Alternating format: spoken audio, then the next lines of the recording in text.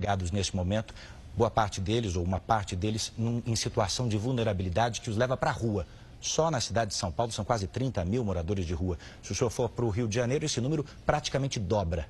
Qual é a sua proposta concreta para enfrentar? A violência, ok? Então essa questão de emprego nos preocupa e muito, o emprego em primeiro lugar. Agora, hoje em dia, para ser patrão também, não é fácil no Brasil. Você tem que desburocratizar muita coisa, desregulamentar. Pesado na educação, porque o objetivo final da educação é formar bons profissionais na ponta da linha. Então, basicamente, é isso que nós precisamos no Brasil. Como? É desburocratizando, é desregulamentando, fazendo que a classe produtiva empregue gente com segurança. Temos uma segurança jurídica também no nosso país. Quando você vai para o campo, que enfrenta o mesmo problema, o produtor rural não tem segurança jurídica. Aqui também, na cidade, então você precisa disso. No Rio de Janeiro, há 2 anos, fechou-se na Barra da Tijuca mais de 400 estabelecimentos comerciais, basicamente por causa da insegurança. Então, o trabalho vem por aí. E outra coisa, né? O Brasil tem uma dívida enorme, monstruosa. E muitas vezes a gente fica preocupado como é que nós vamos sair dela, porque isso atrapalha também investimento em nosso Brasil. Então, temos pessoas profissionais, capacitadas, que vão conduzir essa política que na ponta da linha surja o emprego. E com o emprego, você resolve uma série de problemas por tabela. Lembrando, deputado, que a pergunta foi sobre moradores de rua. Miséria extrema. 30 mil moradores de rua em São Paulo, Rio de Janeiro, mais que o dobro disso. O senhor chegando na presidência da República, o senhor tem um plano para resolver a curto prazo, a médio prazo, essa situação da miserabilidade? Olha, você pode procurar ajuda em vários locais. O governo não tem uma varinha mágica para resolver essa quantidade enorme de problemas. Quando você fala em moradores de rua, tem uma parte considerável que está no mundo das drogas. Você não vai resolver isso de uma hora para outra. Eu vejo, por exemplo, o trabalho maravilhoso que as igrejas fazem pelo Brasil, né? Em especial igrejas evangélicas. É apoiá-los, é pedir ajuda para buscar solução para isso daí. Morador de rua também. Nós devemos jogar pesado num projeto de planejamento familiar. A gente vê. Especial mulheres, me desculpa, né? Quem engravida são as mulheres, obviamente, tá certo? Mas uma mulher que tem uma penca, mas o homem é mais irresponsável nessa questão, e morando em rua, a gente sabe disso, né? É uma penca de filhos, está grávida novamente. A responsabilidade para as mulheres? Não, negativo. Eu estou falando que quem engravida são as mulheres, meu Deus do céu. Não sozinha. É difícil você falar qualquer coisa do Brasil, vem o politicamente correto em cima da gente. Estou falando uma realidade aqui. Então você tem que oferecer a essas mulheres métodos contraceptivos, até porque essa população não cresça. E que geralmente, uma criança gerada nessas condições, a tendência é ser o que os pais são. Então é jogar pesado nessa questão. Casas de abrigos. Agora, você tem problema na legislação também. Muitas vezes você não consegue recolher para essas casas de abrigo porque a justiça lhes dá o direito de ir e vir rapidamente, menos de 24 horas, estão na rua novamente. A ideia, candidato, talvez aqui também seja aprofundar um pouco as suas propostas, porque o diagnóstico parece um tanto quanto raso. A burocracia é um problema, desregulamentação de alguns setores. A questão é como fazer. Mas deixa eu avançar, o senhor já citou a questão da criminalidade, também na esteira da desigualdade social. O senhor está no 7º mandato como parlamentar, deputado federal pelo Rio de Janeiro, um lugar que vive uma crise gigantesca de segurança pública, tanto que está com intervenção federal. O seu eleitor médio pode vir a dizer que não sabe o que o senhor fez de fato para combater essa crise na segurança pública ao longo dos últimos 28 anos. Como é que o senhor pode querer resolver o problema da segurança no país inteiro, se o senhor não tem um exemplo concreto no Rio? A segurança dentro do Estado compete ao respectivo governador. Eu nunca fiz parte de equipe de governador nenhum no Rio de Janeiro, até que se tivesse participado de alguns, com toda certeza estaria em preso. As emendas parlamentares minhas, muitas delas são voltadas para as Forças Armadas, que é a minha origem. Na verdade, são 7 milhões por ano que eu tenho liberdade para botar aqui, lá, colar. Agora, tenho dezenas de projetos de lei que visam combater a questão da insegurança. Por exemplo, copiando os Estados Unidos, a lei dos 3 crimes. Lá são 25 anos após o elemento cometer o 3º crime. Que sejam 3 furtos. A minha proposta aqui é passar para 10 anos. É jogar pesado no tocante à progressão de pena. Não podemos continuar vivendo com saidões. Eu não tenho pena desse tipo de gente. Eu acho que tem que ter um tratamento até digno dentro do presídio.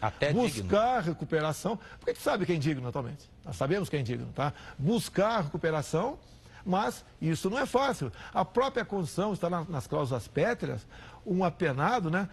Para ele é proibido o trabalho forçado. Você não pode forçar o elemento a trabalhar.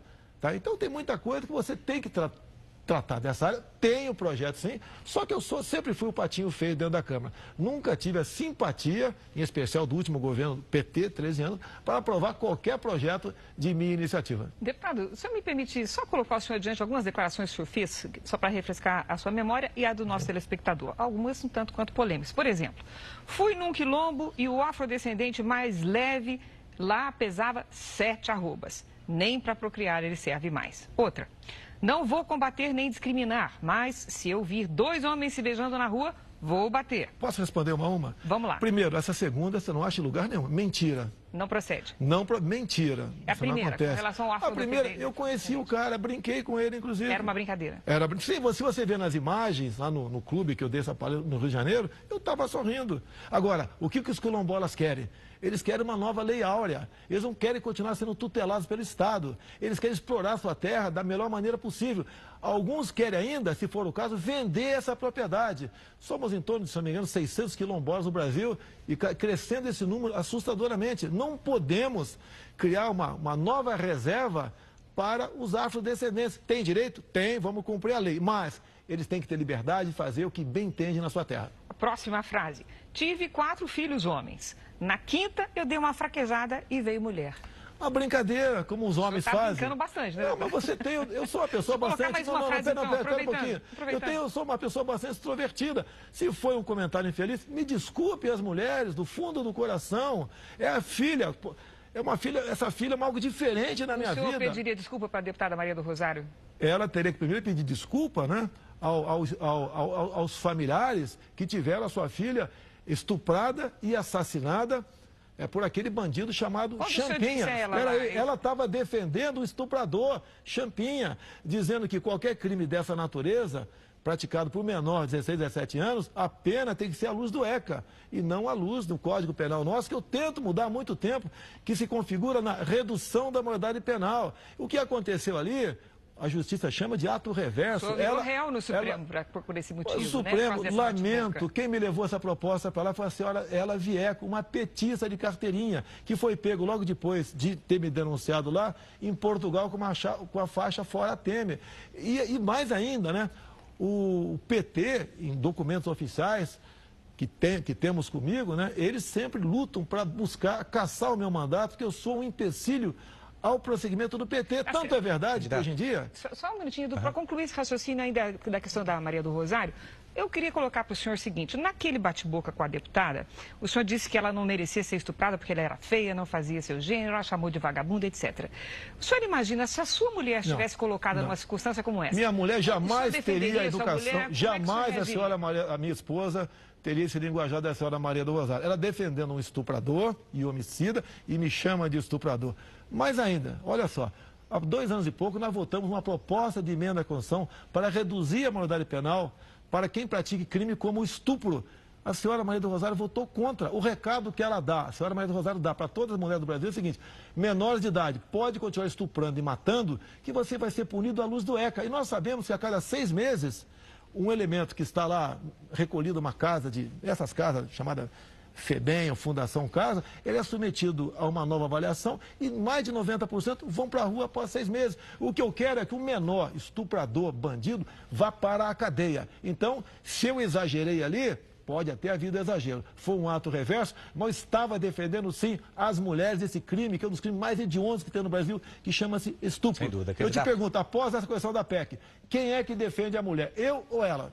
Vamos falar sobre a área administrativa. O senhor disse que não teve a possibilidade de concorrer ao Executivo, não teve um cargo no Executivo, mas o senhor tem condições dentro do seu gabinete de gerir a verba pública, o dinheiro, da maneira que achar melhor. E, inclusive, na contratação de funcionários. O senhor acabou de citar a sua esposa, eu queria lembrar aqui ao senhor e ao telespectador que ela foi contratada por mais de 1 ano no seu gabinete quando vocês namoravam. 2 meses depois, vocês se casaram. 5 meses depois do casamento, ela foi promovida ao cargo que é considerado o mais alto do gabinete. Você está completamente Me parece, deputado, só 2 meses depois do casamento, ela foi embora. 2 meses após o casamento. E ela podia continuar... Me permita só fechar a pergunta. parece ao eleitor médio um caso clássico de nepotismo. O senhor já disse que foi decisão do líder do partido, o que poderia ser enquadrado como nepotismo cruzado. Eu lhe pergunto se a contratação da sua esposa, nesse caso, ela foi por competência ou por amor? Ela trabalhava, trabalhou para 2 outros deputados em Brasília. Depois veio trabalhar e foi para a liderança do partido. Quando me casei com ela, eu consultei a Câmara, que já existia a lei do nepotismo, se ela poderia continuar ou não. A adesão da Câmara que sim. Por quê? Porque quando eu casei com ela, já estava empregada. E 2 meses depois, então, nós resolvemos, como um acordo, que ela fosse demitida. Então, não existe nepotismo nessa situação. A propósito de Agora, logicamente, que o amor se faz presente. Eu não vou te dizer que não. Continuo apaixonado até hoje por ela. A propósito dessa questão de demitir funcionário, etc., o senhor considera que o fato de o senhor ter demitido a Val é uma satisfação pública satisfatória para a suposta funcionária fantasma que o senhor mantinha? Primeiramente, né? Você não pode falar em fantasma. Pela primeira vez, coisa rara ser questionado sobre isso.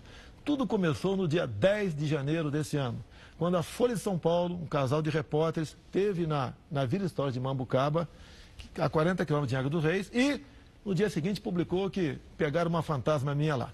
Só que você pega o boletim administrativo da Câmara, tá? De 19 de dezembro do ano passado. Lá publicou as férias da senhora Val, de 26 de dezembro a 24 de janeiro. Então, no dia 10 de janeiro, a senhora Val estava de férias. É uma injustiça enorme que a Folha de São Paulo cometeu contra uma senhora, uma mulher respeitada, que tem um marido que sofre sérios problemas, que ganhava R$ 1.300 por mês. Chamar fantasma alguém que ganha R$ 1.300 por mês e numa época de férias, isso é perseguição da Folha de São Paulo para comigo, que eles não se cansam de passar vergonha comigo. Vamos na próxima questão. O senhor já falou em auditar, em fazer uma auditoria no Bolsa Família. Eu gostaria de saber a sua opinião, a sua avaliação sobre esse programa e se o senhor considera que o número de beneficiários é exagerado. Olha só, o programa tem que ser mantido, tá? Eu tive uma experiência junto com um ex-prefeito da cidade de Marau, Rio Grande do Sul. Ele fez uma auditoria no seu município. Números aproximados. 1/3 era fraude. O pessoal pediu para sair para evitar responder um processo. Por quê? Ele era uma pessoa, desculpa aqui, como nós. Tinha emprego, né, e estava na fraude. O outro 1/3 ele conseguiu reinserir no mercado de trabalho. E o terço restante, por questão humanitária, ele manteve. O número, pelas potencialidades do Brasil, para aquilo que nós podemos aqui esperar do Brasil, é exagerado. Ninguém quer perseguir quem recebe Bolsa Família. Aquele senhor, aquela senhora que recebe e não tem como sobreviver, eu acho que é até mais do que manter. Você tem que aumentar o Bolsa Família com o recurso que sai daqueles que vão sair por fraude. Então, é um programa que nós temos que mantê-lo e, por questão humanitária, obviamente, olhar com muito carinho. Deputado, uma das principais preocupações da população é com a situação da saúde pública. O que traz o seu programa de governo neste quesito? Olha só, isso aí é um ponto que me difere de todos esses candidatos e os que no passado foram presidente da República. O grande problema do Brasil são as indicações políticas. Me desculpe, Cristina, talvez você não saiba o nome do atual ministro da Saúde. E nós deveríamos saber, até pela sua competência. São indicações políticas. E essas indicações políticas são para atender o partido. E com essa indicação política, repito, leva então aquela pasta à ineficiência e à corrupção. Então, um bom ministro da Saúde é o que vai tratar desse assunto com o devido zelo. E outro, temos que ter um ministro da Saúde, não um ministro da doença. Um ministro que invista na saúde básica e na prevenção. Essa é o macro da nossa proposta para tratar desse assunto. Nós estamos próximos de terminar, candidato, e existe uma questão que paira no ar e no meio político sobre um suposto indulto do presidente Lula, que envolveria outros partidos. O senhor conhece esse plano? O que existe de concreto? O que o senhor sabe sobre essa história? Conheço, isso é como se chama no quartel, o boletim das baias, né? Nós sabemos, né? Então, o que os grandes partidos querem, o Centrão e a esquerda para o lado de lá, é um indulto para o Lula e o pessoal da Lava Jato, que seria o compromisso do presidente eleito, não meu, do eleito. Por outro lado, eles jogam também, porque é indicação política, os ministros para o Supremo Tribunal Federal, é uma reinterpretação da perda da liberdade após a condenação em segunda instância. Então, o que está em jogo no momento é o indulto, o fim da Lava Jato, que vem sendo costurado nos meandros da Câmara e dos partidos, para quem porventura chegar lá, levar avante essa proposta para botar em liberdade... Beneficiaria quem mais? Beneficia o Lula e todos envolvidos na Lava Jato. Ok? Todos condenados na Lava Jato. O senhor inclui quem? Pessoas do PSDB, do MDB? De todos os partidos que tiveram pessoas citadas até agora. PRB, PR, PP, que eu já fui do PP também, PMDB, PT... todo mundo está nessa... E a sua opinião sobre isso? Você não pode... Isso aí você acaba com o poder judiciário do Brasil. Seremos um país sem lei. Com que moral você vai prender um ladrão de... um cara que roubou um carro aí fora, deixando em liberdade quem desviou bilhões do nosso Brasil? Candidato, o fim da sua resposta coincide com o fim do seu tempo e a gente tem agora 1 minuto para suas considerações finais. Bem, o que eu acho que o Brasil precisa, né? De um presidente, seja quem for, honesto, que tenha Deus no coração, que seja patriota, que jogue pesado na questão da insegurança do Brasil, tá? Que redirecione a política de direitos humanos, que consiga agregar valor via tecnologia daquilo que nós temos aqui no nosso Brasil, que trate com carinho, né, com o devido respeito, o nosso policial civil e militar, que jogue pesado também nos desmandos que há no campo por parte do governo e por parte de invasores, para que o nosso homem possa produzir realmente com paz, com tranquilidade. Desejamos fazer o mundo todo, né, um comércio sem o viés ideológico. Um presidente que valorize a família, que não tenha vergonha de dizer que nós devemos respeitar e defender nossas criancinhas em sala de aula contra a ideologia de gênero. Precisamos de uma escola sem partido. Então nós precisamos de uma pessoa normal e que seja honesta acima de tudo. Isso eu acho que é o básico para termos um presidente que possa bem governar o Brasil e que possa, em janeiro do ano que vem, dia 1º, nomear notáveis para compor o seu ministério. Eu quero agradecer muito a sua participação nessa estreia da sabatina da série de entrevistas do jornalismo da Record. Essa foi a primeira, quero te lembrar, de várias entrevistas com os principais candidatos à presidência da República. E quem nos acompanha por aqui, pela TV, pode rever essa entrevista na íntegra no Play Plus, a nova plataforma do Grupo Record. Amanhã, às 7 horas da noite, nós voltamos com mais um candidato.